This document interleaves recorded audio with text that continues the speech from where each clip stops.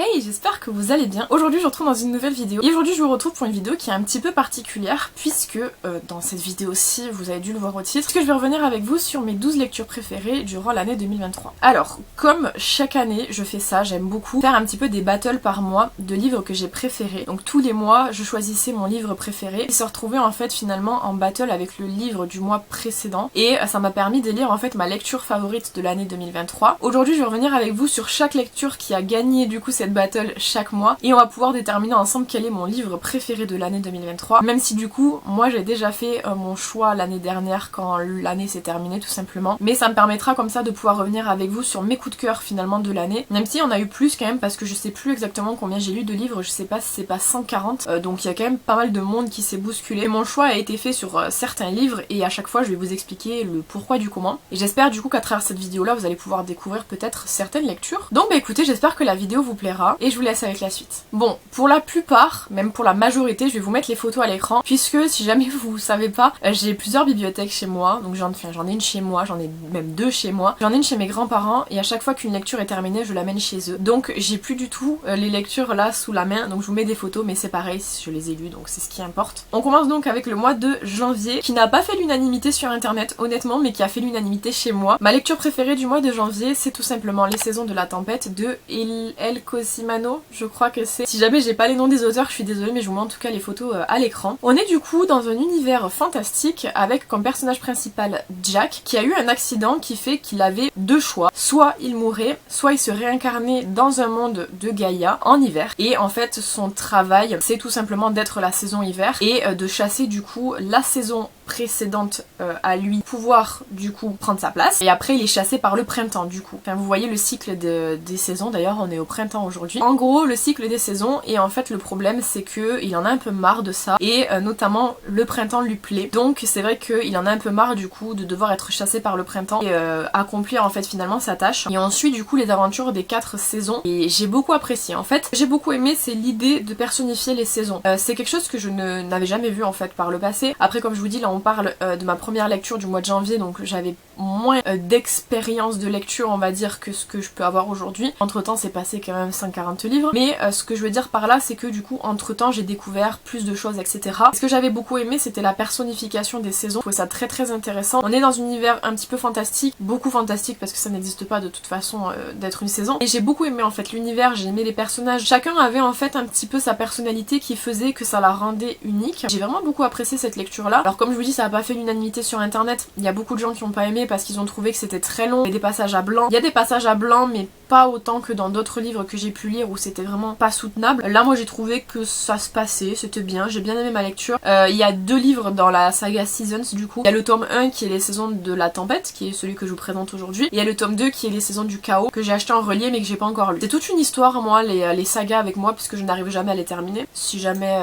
vous êtes proche de moi vous le savez. Mais en tout cas moi Les Saisons de la Tempête j'ai beaucoup aimé et ça a été une très bonne lecture que j'ai beaucoup appréciée puisque ça a été mon coup de cœur de janvier. Nous passons donc au mois de février. Et ma lecture préférée du mois de février c'est La Princesse au petit pois de José Marcotte qui est un conte interdit. On est ici dans un univers pas du tout fantastique, un univers classique où un jeune homme du coup qui travaille dans le développement de jeux vidéo est plus ou moins attiré, beaucoup trop attiré par le sadomasochisme et il est un petit peu border, genre vraiment. Et du coup il se dit mais il faudrait peut-être que j'allie mes deux passions ensemble et en même temps que ce jeune homme là on suit dans le passé un tueur en série, donc on a un point de vue alterné présent-passé et je peux pas trop vous en dire parce que c'est des contes interdits et que c'est toujours très agréable de les découvrir de soi-même. J'ai beaucoup aimé parce que en fait c'était un conte interdit qui se buvait sans modération, ça passait tout seul, c'est mon conte interdit préféré même encore à l'heure actuelle, encore qu'il y en a un qui est pas mal joint avec, mais c'est une très bonne lecture. C'est du coup entre les deux, entre le janvier et février, le gagnant c'est le mois de février. C'est vraiment un conte interdit que je vous conseille. Après évidemment il est très violent comme tous les contes interdits plus ou moins, mais franchement il est vraiment très intéressant et notamment moi ce que j'avais beaucoup apprécié c'était plutôt le passé où on voyait le tueur en série qui vaquait à ses occupations parce qu'en fait au final ça présentait bien avec le présent, ça reliait un petit peu tout était ficelé et celui-ci si vous voulez savoir je l'ai lu en one shot, je l'ai lu je crois que je l'ai commencé à 21h, je l'ai terminé à 2h du matin mais je l'ai lu vraiment d'un trait parce que je l'ai trouvé vraiment génial donc c'était ma lecture préférée du mois de février. Pour le mois de mars, est-ce choquant si je vous dis que ma lecture préférée est également un conte interdit? Et ça a été en fait La Belle et la Bête. La Belle et la Bête, c'est un conte interdit qu'il faut lire après avoir lu Peter Pan. Vous pouvez le lire indépendamment, mais disons qu'il y a les références qui vont de Peter Pan jusqu'à La Belle et la Bête. Et on est avec du coup une infirmière qui se fait kidnapper avec son père et ses 2 sœurs, je crois, par un mec et qui les retient en otage. Et elle va décider en fait d'amadouer un petit peu ce mec là pour pouvoir sortir. J'ai beaucoup aimé parce que encore une fois on est avec un conte interdit qui est surprenant, qui prend vraiment aux tripes et qui a une fin à laquelle je ne m'attendais pas. Au même titre que Peter Pan, d'ailleurs je vous en ai déjà parlé dans une vidéo que je vous mets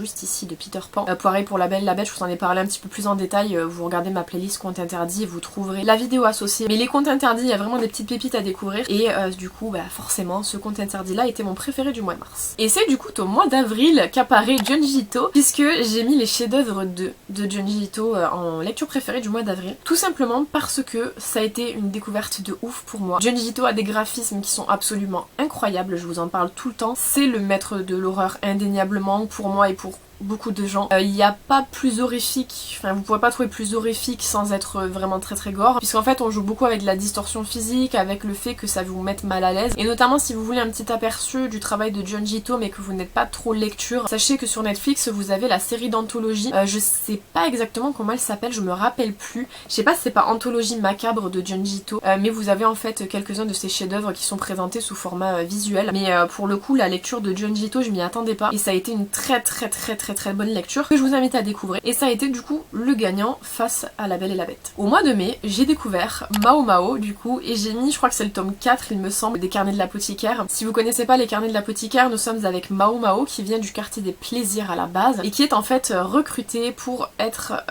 comment t'expliquer ça, apothicaire on va dire dans le palais royal, et ses petites recherches mi-enquêtrice, mi-apothicaire, on sait pas trop, mais c'est vraiment une personnalité de feu qui est vraiment très agréable à découvrir. Je sais que les Carnets de l'apothicaire, même pour les gens qui sont pas fans de manga à la base, c'est un petit peu genre le truc, le petit plaisir personnel quoi. Et pareil, si jamais vous n'êtes pas trop fan des versions papier, l'animé des Carnets de l'apothicaire est disponible depuis quelques mois, je sais plus exactement quand est-ce que ça a commencé. Nous on a commencé à le regarder en version animée, mais je crois que je suis rendue plus loin en manga qu'en version animée, voilà. Mais c'est vraiment un manga qui est vraiment très sympa à découvrir, et j'ai mis le tome 4 je crois parce qu'il est rose et qu'il est magnifique. Toutes les couvertures des Carnets de l'apothicaire sont vraiment magnifiques, et vous avez aussi la version roman qui existe, que j'ai lu également, que je vous ai fait en vlog lecture, que je vous mets juste ici pour avoir un petit peu mon avis sur le roman vis-à-vis du manga. Au mois de juin, ma lecture préférée ça a été Angel of Death. Alors je sais pas si j'ai mis le tome 1 ou le tome 2, mais quoi qu'il en soit j'ai lu les 2 premiers tomes et je pense que c'est à peu près pareil pour moi, puisque en fait c'est un coup de cœur global sur la série on va dire de Angel of Death tout simplement, pareil qui existe en animé si vous êtes un petit peu plus visuel que lecteur. Pour Angel of Death nous sommes avec une protagoniste féminine qui se réveille dans un hôpital psychiatrique je crois, après le décès de ses parents, et qui en fait se fait pourchasser par différentes personnes. À chaque étage il y a une personne différente qui veut la tuer, et au moment où elle sort de sa chambre elle rencontre Jack qui est le personnage qui est sur la couverture qui veut la tuer, et elle ce qu'elle veut c'est ok pour se laisser tuer mais elle veut d'abord sortir de cet hôpital là, donc du coup Jack l'aide à sortir pour pouvoir la tuer parce que lui il veut absolument la tuer, donc il l'aide en fait à sortir. J'ai lu que les 2 premiers tomes parce que comme il y a l'animé qui existe et que pour le coup j'ai pas l'argent pour pouvoir acheter toute la saga non plus, faut faire des choix en général, je privilégie les énormes coups de cœur qui me reviennent pas trop cher non plus, voilà, parce que des mangas ça coûte quand même relativement cher pour la quantité que vous avez à lire. Donc moi j'avais pris là le pack découverte avec le tome 1 et le tome 2, mais ça a été un coup de cœur quand même au mois de juin. Après comme je vous dis, quand il y a trop de tomes et que c'est disponible en animé, je préfère regarder l'animé. Et du coup entre juin et mai c'est Mao Mao qui remporte du coup cette petite battle. Pour la battle du coup face à La Princesse au petit pois, les chefs-d'œuvre de Junji Ito et Mao Mao, c'est les chefs-d'œuvre de Junji Ito qui ont gagné, puisque comme je vous dis j'ai eu un énorme coup de cœur sur le Junji Ito. Ça a été en fait vraiment pour moi l'année découverte de Junji Ito, et du coup ça a été ma lecture préférée de ces 6 premiers mois. On passe au mois de juillet et à partir de là vous allez retrouver une saga que j'ai absolument adorée. Ça a été terrible parce qu'en fait il y a tous les tomes de la saga qui se retrouvent dans mes lectures préférées par mois, donc c'est pour vous dire à quel point ça a été génial. Et donc du coup au mois de juillet ma lecture préférée ça a été Tempête du Sud de Brittany Cherry. C'était la première fois que je lisais de la romance, c'était la première fois que je lisais du Brittany Sherry, et autant vous dire que depuis je n'ai pas cessé d'en lire. J'adore cette autrice, ça c'était incroyable. Au niveau de cette lecture-ci, nous sommes avec une femme, je ne sais pas vous dire le prénom parce qu'en fait c'était avant que j'entame mes carnets lecture comme ça, donc j'ai rien noté du tout. Je me rappelle globalement quand même ce que j'en ai pensé parce que c'est des coups de cœur. Qui donc du coup décide de quitter son mariage. Alors je sais plus exactement si c'est elle qui quitte son mariage ou si c'est lui qui la quitte, mais quoi qu'il en soit, elle retourne s'installer dans sa ville d'enfance, que sa sœur en fait loue des maisons. Elle s'installe donc du coup dans une des maisons de sa sœur et son voisin est en fait un garçon très très froid qui l'attire quand même beaucoup, mais tout le monde lui dit lui, enfin personne ne l'aime, c'est vraiment le mec hyper froid, hyper désagréable, hyper aigri et tout. Et elle en fait, je ne sais pour quelle raison, elle a un peu le syndrome du sauveur et elle a envie de lui parler. Il l'envoie honnêtement très chier dès le départ, et en fait au fur et à mesure elle se rend compte qu'ils ont plus ou moins les mêmes cicatrices, plus ou moins les mêmes douleurs, et que en fait le fait que y ait ce côté un peu aigri, un peu froid et tout, c'est peut-être une carapace pour se protéger lui. Et donc du coup on a vraiment cette évolution là des personnages ensemble où c'est de la romance, hein, je vous l'ai dit dès le départ. J'ai beaucoup aimé parce qu'en fait la force de Brittany Sherry, je trouve, c'est de mélanger de la passion avec des cicatrices très très fortes, très très vives. À chaque fois que je lis un Brittany Sherry, de toute façon, honnêtement, c'est un coup de cœur du mois. Ce mois-ci, j'ai lu, pour vous donner une idée, The Air He Breathes, je crois qu'on dit. Ça a été... on peut pas dépasser cette lecture là, enfin Brittany Sherry est beaucoup trop forte. Si vous connaissez pas, je vous invite à découvrir évidemment, puisque ce n'est que du plaisir à lire, et du coup ça a été ma lecture préférée du mois de juillet. L'année 2023 a été pour moi l'année des découvertes, et j'ai découvert du coup la dark romance avec Hooked, qui a été du coup ma lecture préférée du mois d'août. Je m'y attendais pas honnêtement, c'était ma première dark romance, et je pense que j'ai bien fait de commencer par celle-ci parce qu'en fait c'est quand même une dark romance qui est relativement soft et qui du coup m'a pas dégoûté du genre. On est du coup avec James, qu'on surnomme Hook et qu'on va surnommer Hook ici tout au long de la vidéo, qui est en fait ennemi avec Peter Michaels, qui est... je peux pas vous dire, mais il trempe dans des trucs vraiment pas ouf. Et en fait, Hook décide de s'attaquer à Peter Michaels, mais pas de la meilleure des manières, puisqu'il décide en fait tout simplement de se rapprocher de sa fille, puisqu'il sait que forcément, pour faire du mal à Peter, il va falloir passer par sa fille. C'est une des choses qui compte le plus pour lui. Et du coup, il s'est mis en tête de s'attaquer à sa fille. C'est de la saga Never After de Emily McIntyre, si jamais vous voulez savoir. Je suis actuellement en train de lire Scared, qui est le tome 2, qui parle en fait qui est un retelling du Roi Lion. Pour Hooked, je pense que vous avez compris, c'est un retelling de Peter Pan, et ça a été un plaisir à lire. J'ai adoré en fait le côté, bon ça reste une dark romance, pour les dark romance, il y a tout plein de choses à dire avant d'en parler. Il faut toujours dire qu'il faut pas associer les personnages à des bonnes personnes, que c'est des personnes qui sont volontairement méchants, faut pas se reconnaître à travers eux, etc.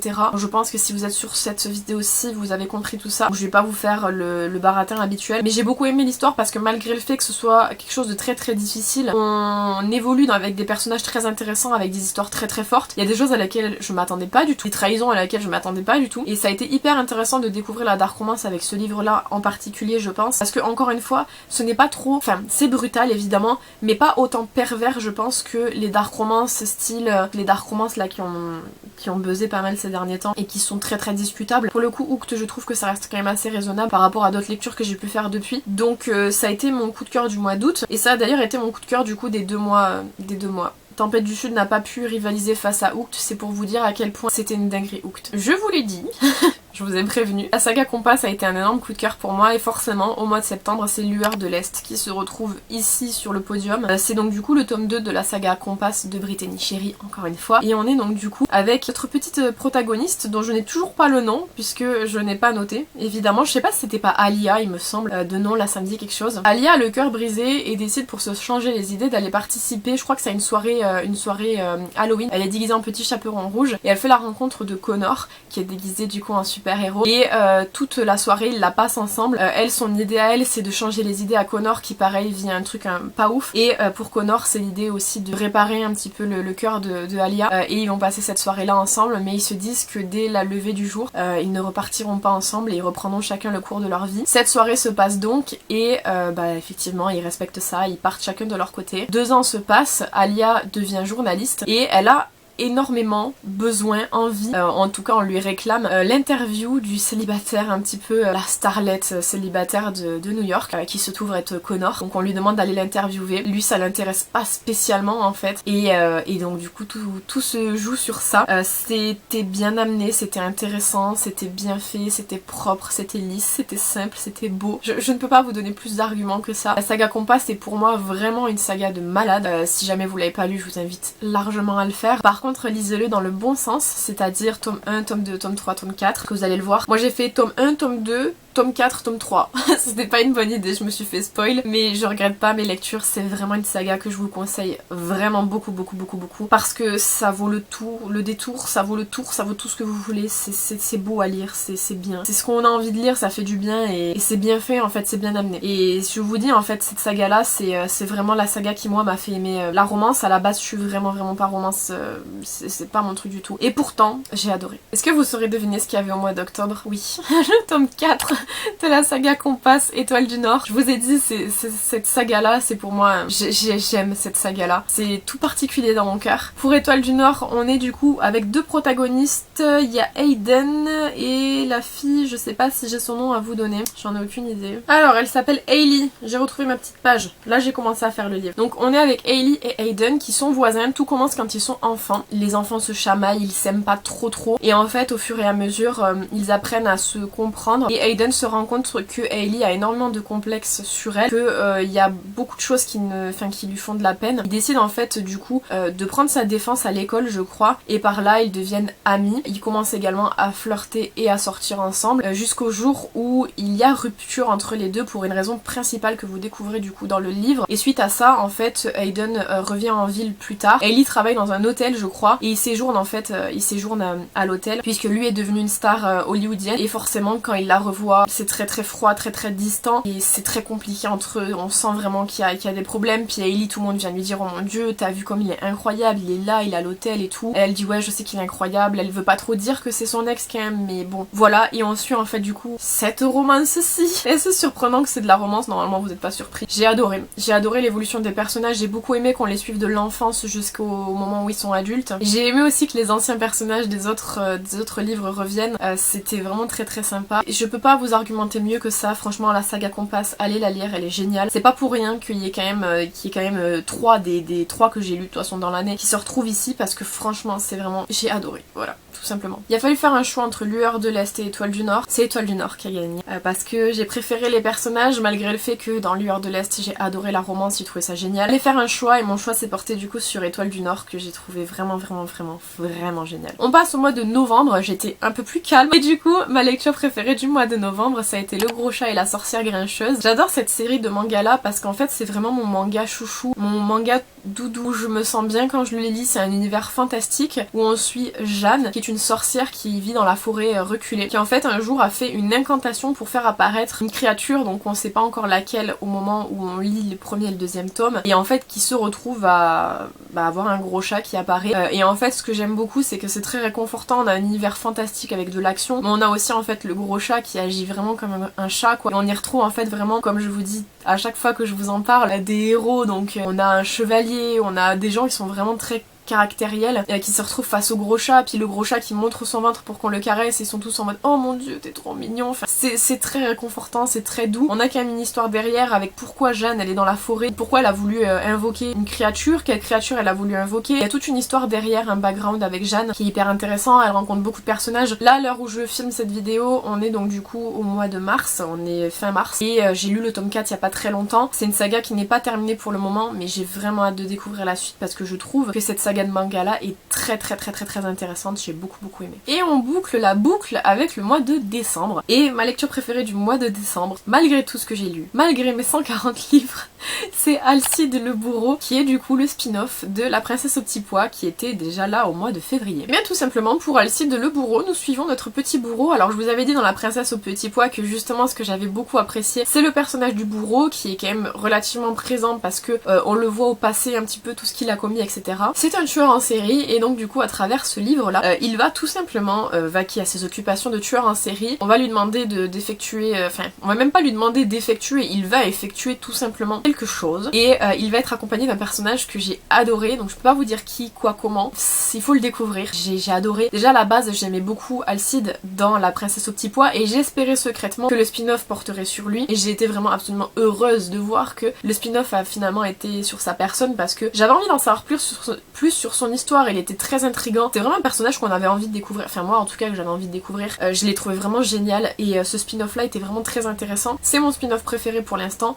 j'ai juste adoré donc du coup cette lecture là, qui du coup face au mois de novembre a été ma lecture préférée. Donc on se retrouve avec Hooked, Étoile du Nord et Alcide Le Bourreau en lecture du coup en favori, le gagnant étant Étoile du Nord qui se retrouve face au chef-d'œuvre de Junji Ito, et évidemment le grand gagnant de la vidéo c'est Étoile du Nord, voilà, de Brittany Sherry. Je vous l'ai dit, c'est une année où j'ai découvert Brittany Sherry et où j'ai vraiment été havée par son style de lecture là. C'est vraiment de la romance pure et dure, et pourtant je vous le dis, hein, je vous le dis réellement, je ne suis pas fan de romance à la base. La romance pour moi ça a toujours été un truc très cucu, il n'y a pas d'histoire, c'est genre juste des gens qui s'aiment et puis s'aiment pas puis ils s'aiment. Ça a toujours été ça pour moi la visualisation que j'ai eue de la romance, et en fait finalement quand j'ai lu Tempête du Sud, j'étais absolument surprise de voir que on pouvait faire des romances qui étaient différentes en fait, malgré le fait que la romance ça reste de l'amour. Il y a quand même à chaque fois une histoire différente, et là encore une fois aujourd'hui à l'heure actuelle, donc en 2024, en mars 2024, j'ai lu 2 Brittany Sherry de plus, À l'Ouest les vagues et comme je vous ai dit tout à l'heure le premier tome de la saga Element, et encore une fois je suis toujours aussi émerveillée de voir que c'est pas que de la romance et qu'il y a vraiment des histoires derrière avec des personnages forts, avec des histoires fortes. Grande découverte pour moi cette année du coup. C'est toujours tellement compliqué je trouve de faire des choix par mois. Parfois j'essaye de peser le pour et le contre, quelle lecture m'a le plus marqué, m'a plus touché, etc. Mais si vous faites, enfin si vous lisez beaucoup, faites cet exercice là, c'est très compliqué je trouve de devoir choisir un grand gagnant quand on a plein de coups de cœur pendant le mois, c'est toujours très difficile. Je reste toujours convaincue qu'Étoile du Nord a été mon choix préféré de 2023. Si jamais je devais choisir pour 2022 parce que je l'ai pas fait, sachez que c'est parce que je t'aime de Guillaume Musso qui m'a remis à la lecture. Je n'aimais pas lire avant ça et depuis j'enchaîne les livres. D'ailleurs je devrais envoyer ma facture à Guillaume Musso de livres que j'ai achetés, parce que si je suis pauvre aujourd'hui c'est à cause de lui et de ce livre là, parce que si j'avais jamais lu ce livre là peut-être j'aurais jamais acheté autant de livres et j'aurais pas plus de place dans ma chambre. Donc bah écoutez, j'espère que cette vidéo vous aura plu. N'hésitez pas à me dire ce que vous en avez pensé dans les commentaires évidemment comme toujours. N'hésitez pas aussi à me dire votre livre préféré de 2023, peut-être que je pourrais le découvrir comme ça et peut-être que ça sera mon livre préféré de 2024. Quant à moi je vous retrouve bientôt dans une prochaine vidéo. En attendant, prenez soin de vous.